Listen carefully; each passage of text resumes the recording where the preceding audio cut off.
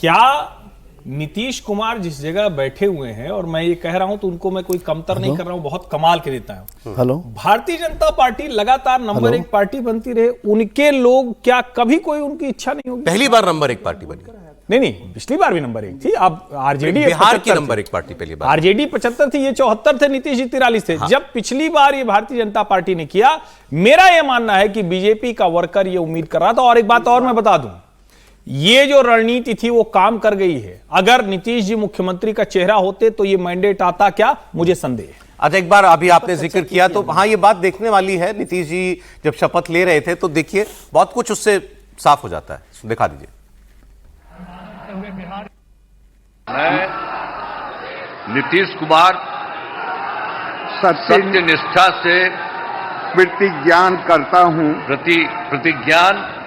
करता हूं कि मैं विधि द्वारा स्थापित भारत के संविधान के प्रति सच्ची श्रद्धा और निष्ठा रखूंगा।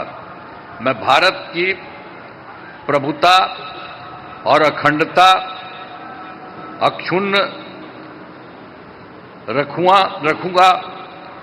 रखूंगा।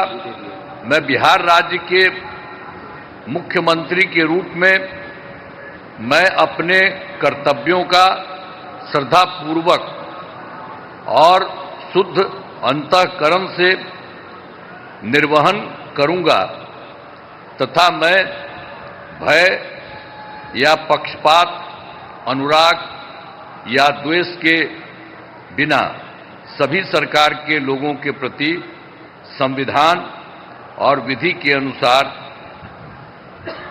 न्याय करूंगा। मैं नीतीश कुमार सत्यनिष्ठा से प्रतिज्ञान करता हूं। आमतौर पर जब शपथ होती है तो राज्यपाल बस मैं कह के चुप हो जाते हैं।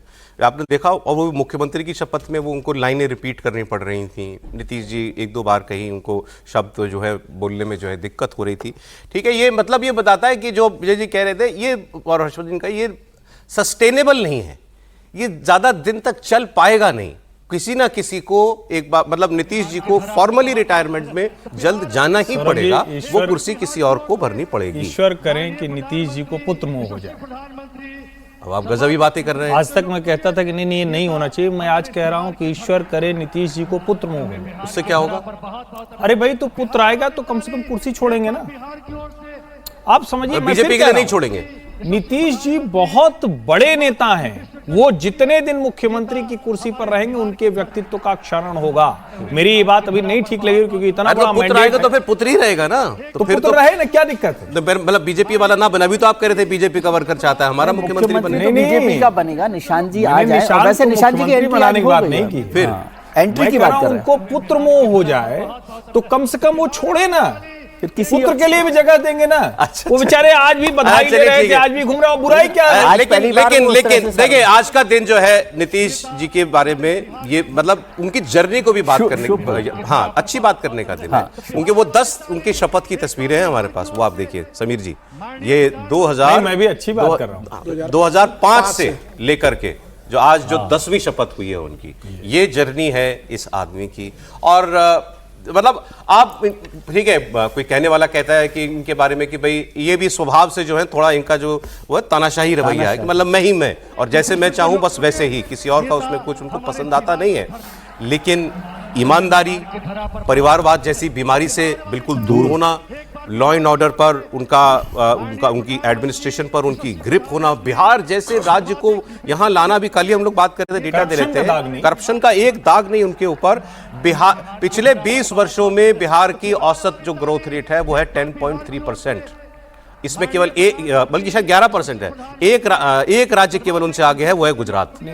14% की ग्रोथ रेट है बिहार की। जीएसडीपी जो उनकी ग्रोथ रेट है 14%। नेक्स्ट टू गुजरात बताएं तो देखिए। लेकिन 63 करोड़ रुपए हर दिन का कर्ज भी है बिहार। ठीक है, जरा वो तो अब, लेकिन आदमी एक ऐसे राज्य को जिसका बेस इतना लो कर दिया गया था, वहां से उसको लेकर के चला। समझिए, निश्चित रूप से बिहार जिस तरीके से परिवारवाद, अपराधवाद और भ्रष्टाचार में उलझा लालू प्रसाद यादव के 15 साल में जिस गर्त में बिहार चला गया था, नीतीश कुमार ने और भारतीय जनता पार्टी ने उससे बिहार को अब एक सुशासन के माध्यम से, विकास के माध्यम से उस गर्त से बाहर निकाला है। अब ये कहा जा सकता है कि भाई 20 साल नीतीश कुमार मुख्यमंत्री रहे और उसके बाद भी बिहार बहुत बड़ा ग्रोथ का इंजन क्यों नहीं बन पाया, कोई बड़े इंडस्ट्रीज क्यों नहीं लग पाए। 15 साल का लालू का जो जंगल राज था वो इतना ज़्यादा बिहार में गड्ढे हो गए थे कि उसे भरने में मुझे लग रहा है कि लंबा समय लगा नीतीश कुमार को वहाँ पर। और अब जो मैंडेट मिला इस बार 2025 का, मुझे लग रहा है ये बता रहा है कि ये पूरी तरीके से प्रधानमंत्री नरेंद्र मोदी और बीजेपी का मैंडेट है। और प्रधानमंत्री मोदी भी इस बात को जानते हैं और बीजेपी इस बात को जानती है कि नीतीश कुमार का अब जाने का समय आ गया है। अब नीतीश कुमार का सूर्यास्त है बिहार में और भारतीय जनता पार्टी का सूर्योदय बिहार के अंदर होने वाला है। भारतीय जनता पार्टी इस बात को जानती है कि नीतीश कुमार 1 या 2 साल से ज्यादा मुख्यमंत्री रहेंगे नहीं। स्टेप गेज अरेंजमेंट किया है भारतीय जनता पार्टी ने। अपना नया नेतृत्व तो भारतीय जनता पार्टी 2 या 2.5 साल में 3 साल में लेकर आएगी। और बीजेपी इस बात को जानती है कि ये जो मैंडेट मिला है इसको और बड़े मैंडेट में या इसी मैंडेट में अगले चुनाव में अगर जीतना होगा तो 5 साल बहुत परफॉर्म करना होगा। वो नीतीश के नेतृत्व में लगातार हो नहीं सकता।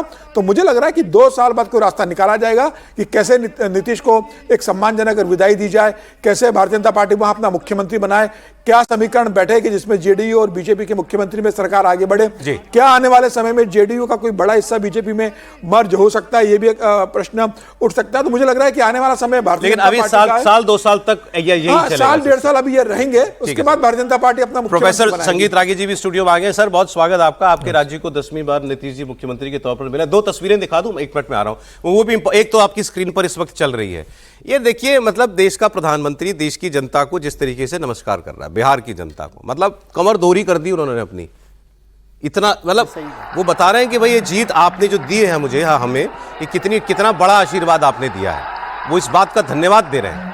वही तस्वीर दीजिए स्क्रीन पर, इसकी तो हम लोग बात कर चुके हैं, जिस तरीके से वो झुक करके नमस्कार प्रणाम अभिवादन कर रहे हैं।